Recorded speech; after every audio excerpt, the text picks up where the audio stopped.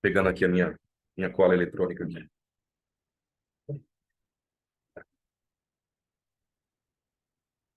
Então, pessoal, a gente vai conversar sobre a prece. Sobre a prece e mais especificamente sobre a prece que tenha 100% de eficácia. A gente conversou aqui pessoalmente e brincou, mas será que tem uma prece em que a gente tenha certeza de sermos atendidos? Tem, existe essa prece. Na codificação espírita, no Evangelho segundo o Espiritismo, isso veio para nós, por orientação dos espíritos protetores. Mas antes de falar especificamente dessa prece, do que pedir nessa prece com 100% de eficácia, eu queria sempre procurando raciocinar um pouco, ter uma fé esclarecida, eu queria falar sobre os fluidos. O que são os fluidos? Então, vamos tirar vamos ver uma fotografia de um fluido. Olha, vamos ver se dá para ver aqui. Estão enxergando isso aqui? Isso é um polegar emanando fluidos, um polegar masculino, de uma foto tirada com uma máquina que associa a eletricidade ao filme, chamada máquina Kirlian, máquina que foi descoberta na Rússia, na União Soviética, na antiga União Soviética. E aqui, mais bonito, um polegar feminino, mais colorido. É, parece um olho verde. O que está saindo? O que está saindo desses dedos aqui? O que está saindo desses dedos são fluidos universais, fluidos que existem e que são trocados e que emanam de nós. Fluido universal foi estudado detalhadamente por Allan Kardec, pela doutrina espírita, com várias explicações, né? Mas o que mais nos interessa saber é que nós estamos mergulhados nesta matéria chamada fluido universal e nós podemos nos comunicar por meio desses fluidos desses fluidos universais, nós podemos dar e receber desses fluidos universais. O fluido universal ele vem abordado de uma maneira bem interessante na Revista Espírita do ano de 1861. A Revista Espírita era um anuário, na verdade era mensal, né? Essa é de novembro de 1861. Depois formavam-se livros anuais, né? Que Kardec reunia comunicações, orientações, muitas coisas que estão no Evangelho, que estão no Livro dos Espíritos, primeiro apareceram na Revista Espírita. E uma comunicação de um espírito nos trouxe uma definição de fluido universal muito interessante. Esse espírito se apresentou como Henri, um antigo magnetizador, inclusive, que entendia da manipulação de fluidos. Ele diz, na comunicação dele, lá de novembro de 1861, o fluido universal liga entre si todos os mundos e, conforme os impulsos que lhe são dados pela vontade do Criador, dá origem a todos os fenômenos da criação. Ele, o fluido universal, é a própria vida. E discorreu mais, muitas coisas a respeito. Agora, imediatamente, quando eu leio isso, né, ele é a própria vida, eu me lembro de Paulo, do apóstolo Paulo, quando ele tentava explicar alguma coisa para o pessoal de Atenas, que foi a única cidade que ele não conseguiu montar uma igreja cristã na época, uma igreja da Boa Nova, porque não existia esse termo cristã na época, e ele encontrou aqueles templos em homenagem ao Deus da bebida, ao Deus da colheita, ao Deus do amor, Deus disso, Deus daquilo. Ele falava para nós nos tranquilizarmos, porque nós vivíamos em Deus, nos movíamos em Deus e existíamos em Deus. Muito forte essa fala, né? Então, se eu juntar as duas coisas, a explicação dessa comunicação lá da Revista Espírita de 1860 e a fala de Paulo no começo da era cristã, eu chego à conclusão de que se o fluido universal representa a própria vida, o fluido universal é uma matéria que provém de Deus. E Deus nos mergulha no fluido universal, permitindo que nós, a qualquer momento, possamos, estando em contato com o fluido universal, percebermos Deus. E como nós percebemos Deus? Pela prece. A prece é essa emanação que de nós parte e que permite com que nós entremos em contato direto com Deus, seja diretamente com Ele, ou seja por intermédio dos emissários de Deus. No Evangelho segundo o Espiritismo, existe um capítulo, no finalzinho, que é um capítulo que fala sobre a prece. Aliás, são 2 capítulos, né? Tem o capítulo Pedi e Obtereis, que fala da ação da prece, e em seguida tem o capítulo Coletânea de Preces Espíritas, que é muito interessante, que todos nós acessemos esse capítulo. Mas no item 10, tem uma explicação muito interessante, dizendo assim: o Espiritismo torna compreensível a ação da prece, explicando o modo de transmissão do pensamento. Discorre mais um pouco e continua. Para apreendermos o que ocorre em tal circunstância, precisamos conceber-nos mergulhados no fluido universal. E falando mais um pouco, chega ao ponto de dizer: esse fluido recebe da nossa vontade uma impulsão e com ele atinge pessoas encarnadas, pessoas desencarnadas, ele atinge Deus. E interessante, eu contava aqui, não vou contar a mesma história agora aqui de modo aberto aqui para ficar registrado, mas quando a gente é tocado por um tema e começa a pensar que abordagem vai dar, a gente começa a se impregnar desse tema. E o tema da prece me fez me mergulhar nessa conexão e eu experimentar esse contato com o fluido universal de Deus, que é impressionante, que a gente consegue ouvir quando a gente simplesmente faz o que Jesus disse. Vamos lembrar o que Jesus disse no Sermão da Montanha. Jesus disse assim: quando orares, entra no teu aposento e fechando a tua porta, ora a teu Pai, que vê o que está oculto. E mais que isso, ainda ele deu um exemplo, dizendo: portanto, vós orareis assim. E começou a ensinar para nós a oração do Pai Nosso. Pai Nosso que estais nos céus. Eu pude, nesse período de preparação,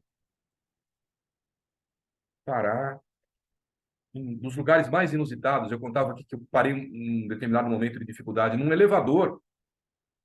E estava lá, dentro do elevador, a presença de Deus. Estava lá a possibilidade de entrar em contato com esse fluido universal e receber e sentir a presença de Deus. E eu pude experimentar também aquele efeito 100% garantido, que eu vou falar dele daqui a pouquinho. Porque quando a gente fala em orar, a gente pode pensar em agradecer, a gente pode pensar em louvar a Deus, né? Existem muitos pedidos que podem ser feitos numa oração, mas a gente nunca pensa que orar, esse ato de entrar em contato com Deus, possa ser, tanto quanto a lei da gravidade, uma lei natural. E no Livro dos Espíritos, que foi o primeiro livro da codificação espírita, Kardec nos traz leis naturais. Dentre elas, ele traz a prece como uma maneira de exercer a lei natural de contato da criatura com o Criador. Ele discorre isso quando ele fala de uma lei que ele deu o nome na ocasião, de lei de adoração. Mas não adoração no sentido de fé cega, de veneração. Adoração no sentido de respeito, no sentido de reconhecimento da grandeza do Criador. E nessa lei de adoração, existem vários tópicos que tocam na, na explicação sobre a prece, mas, em suma, na questão 649, a explicação de que é desta lei a possibilidade de todos nós nos elevarmos a Deus e dele nos aproximarmos com a nossa alma a ele. E aí eu já estou chegando num ponto que daqui a pouquinho eu já vou dividir a palavra com os amigos aqui, porque se eu estou falando com Deus, a Fran até lembrou aqui na nossa fala presencial, que tem uma música muito bonita do Gilberto Gil, Se Eu Quiser Falar com Deus, linda, né? Um poema realmente, né? Nós podemos pedir o que quisermos, mas existe uma diferença entre orar e simplesmente pedir, entre orar e simplesmente verbalizar. Eu contava aqui que eu passei por uma experiência semana passada, na qual eu fiz uma verbalização politicamente correta, uma verbalização longa, de 15 minutos, numa gravação, numa mensagem de voz. Mas a minha emanação, na verdade, na mensagem de voz, não era nada parecido com isso. Era uma emanação fluídica, totalmente deletéria, pesada. O que eu estou querendo dizer? Que não importam as palavras. Lembra que Jesus disse? Jesus disse: entra no teu aposento, fecha a porta e ora a teu Pai, que vê o que está oculto. Não é o que eu digo, é o que eu sinto, é o que eu emano. Eu posso pedir qualquer coisa. Eu posso pedir para ganhar na loteria. Posso? Pode. Tranquilo. Vai ser concedido? Depende. Muitas pessoas pedem isso. Não é o nosso pedido que vai mudar uma lei universal, uma lei de causa e efeito. Mas o nosso pedido, justamente por uma questão de mérito e de causa e efeito, ele pode ser atendido. Muitos pedidos podem ser feitos. Mas ao me debruçar, pensar no assunto, ler, ouvir até palestras, e depois eu vou dividir com vocês links sobre a prece, tem várias no YouTube, eu pude observar o ponto que me chamou a atenção, que eu falei, puxa vida, precisamos falar disso. O que nós podemos pedir que tem 100% de eficácia? O pedido que é 100% garantido. Não é ganhar na loteria. Não é. Não é ficar rico. Não é o casamento. Não é também, às vezes tem gente que faz pedidos ruins. Não é esse. O que os Espíritos trazem para Kardec? No capítulo Pedi e Obtereis, capítulo 27 do Evangelho segundo o Espiritismo, no item 6, ao comentar uma passagem de Marcos, onde Marcos descrevia a fala de Jesus, Marcos descrevia Jesus dizendo: seja o que for que peçais na prece, crede que o obtereis e concedido vos será o que pedirdes. Só que esta fala isolada dá a impressão que eu vou pedir a loteria, eu vou pedir. Mas Jesus foi completando essa explicação, principalmente quando ele disse: pedirdes em meu nome. Ele quis dizer: pedirdes em meu nome, como que? Baseado nas regras que ele trouxe para nós. E delas, a principal é a regra de amor.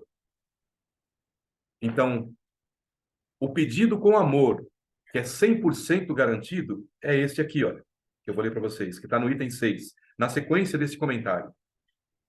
O que Deus lhe concederá sempre, se a ele o pedir com confiança, e eu completaria com sentimento, com amor, ou seja, o que tem 100% de eficácia é 4 coisas: coragem, paciência, resignação e os meios de se tirar por si mesmo das dificuldades, mediante ideias que lhe sugerirão os bons espíritos, deixando-lhe dessa forma o mérito dessa ação.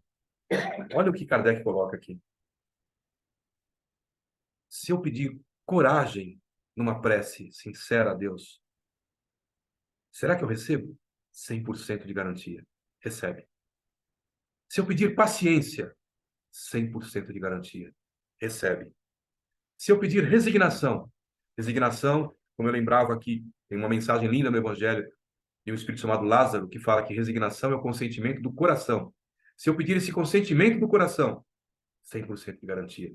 Recebe. E se eu pedir os meios, a inspiração para eu agir, para eu sair da dificuldade, 100% de garantia que recebe. Então, a última coisa que eu vou falar é a respeito dos mensageiros dessa eficácia de 100%. São vários os mensageiros, mas tem alguns mensageiros especiais, que também a ele se refere no último capítulo, coletânea de preces espíritas, do capítulo 28 do Evangelho, o nosso Evangelho segundo o Espiritismo, que no item 11 diz assim: todos nós temos, ligado a nós, desde o nosso nascimento, um espírito bom, que nos tomou sob a sua proteção. Desempenha junto de nós a missão de um pai para com seu filho, a de nos conduzir pelo caminho do bem e do progresso, através das provações da vida. E sente-se feliz quando correspondemos à sua solicitude e também sofre quando nos vê sucumbir. De quem que eu estou falando? Do nosso anjo da guarda. Todos nós, quando encarnamos, temos, do nascimento até o desencarne, do berço ao túmulo, o acompanhamento de um espírito especial, que zela especialmente por nós, e que é um grande mensageiro de Deus para nos atender nesses 4 pedidos que são infalíveis: coragem, paciência, resignação e os meios, as inspirações para nós mesmos sairmos das dificuldades. No final, eu vou ler um texto aqui do Emmanuel, mas eu queria, nesse momento, parar um pouquinho e virar a câmera aqui para os meus colegas e ouvir para os meus amigos aqui, irmãos. Obrigada. Oi, pessoal. Vou aparecer já já, peraí. Achou? Vamos orar, gente. Não agora, vamos orar sempre. Daqui... pegadinho. Mais ou menos daqui, pelo menos uns 100 anos, cada um de vocês vai desencarnar. Vocês poderão, desencarnados, acessar a Deus pela oração. Oração não é privilégio de encarnado. Oração é privilégio de filho de Deus. Todo filho de Deus acessa a Deus pela oração. E sobre a oração, é muito feliz o Emmanuel, no livro Coragem, ele tem um texto que ele chama Oração e Atenção, que ilustra bem o que todos falaram aqui. Então vamos lá. Ele diz assim: oraste, pediste, desfaze-te, porém, de quaisquer inquietações e asserena-te para recolher as respostas da divina providência. Desnecessário aguardar demonstrações espetaculosas para que te certifiques quanto às indicações do alto. Qual ocorre ao sol, que não precisa descer ao campo para atender ao talo da erva que lhe roga calor, de vez que lhe basta para isso mobilização dos próprios raios? Deus conta com milhões de raios, milhões de mensageiros que lhe executam os excelsos desígnios. Ora, pede. Em seguida, presta atenção. Algo virá por alguém ou por intermédio de alguma coisa, doando-te na essência as informações ou os avisos que solicitas. Em muitas circunstâncias, a advertência, o conselho, a frase orientadora ou a palavra de bênção te alcançarão a alma no verbo de um amigo, ou na página de um livro, ou numa nota singela da imprensa, ou até mesmo um simples cartaz que te cruze o caminho. Mais que isso, as respostas de Deus às tuas necessidades e petições muitas vezes te buscam por meio dos próprios sentimentos, a te subirem do coração para o cérebro, ou dos próprios raciocínios a te descerem do cérebro para o coração. Deus responde sempre, seja pelas vozes da estrada, pela pregação ou pelo esclarecimento da tua casa de fé, do nosso centro espírita, por exemplo, seja no diálogo com a pessoa que se te afigura providencial para a troca de confidências, nas palavras escritas, nas mensagens inarticuladas da natureza, nas emoções que te desabrocham da alma ou nas ideias imprevistas que te surjam, que te fugem no pensamento, a te convidarem o espírito para a observância do bem eterno. O próprio Jesus, o mensageiro divino por excelência, guiou-nos à procura do amor supremo, quando nos ensinou a suplicar: Pai nosso que estais no céu, santificado seja o teu nome. Venha a nós o teu reino. Seja feita a tua vontade, assim na terra como no céu. E dando ênfase ao problema da atenção, recomendou-nos escolher um lugar íntimo para o serviço da prece, enquanto ele mesmo demandava a solidão para comungar com a infinita sabedoria. Recordamos o Mestre Divino, recordamos o Mestre Jesus e estejamos convencidos de que Deus nos atende constantemente. Entretanto, é imprescindível fazer silêncio no mundo de nós mesmos, esquecendo exigências e desejos, não só para ouvirmos as respostas de Deus, mas também para que possamos aceitá-las, reconhecendo que as respostas do alto são sempre em nosso favor, conquanto às vezes, de momento, pareçam contra nós. Coisa linda, né, que o Emmanuel colocou. E com isso, encerramos a nossa reunião